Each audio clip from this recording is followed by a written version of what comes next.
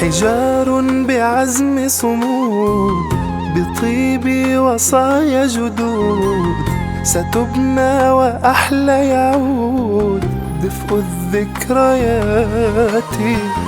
نشق الحنين دروب، صلاة بخفق قلوب، وإنا بوجه خطوب نسمو كالأبات.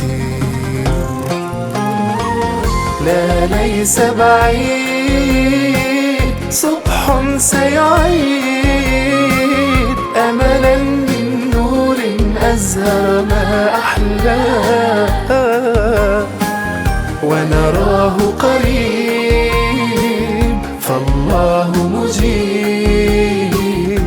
هانت بلوانا في عين للرضا.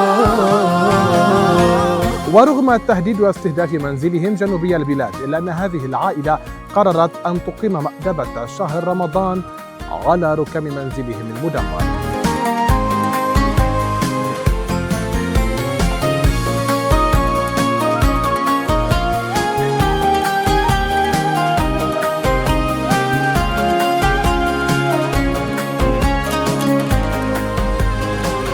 معاناة وتهجير، إلا أن أصحاب هذه الأرض تمسكوا بها أكثر فأكثر.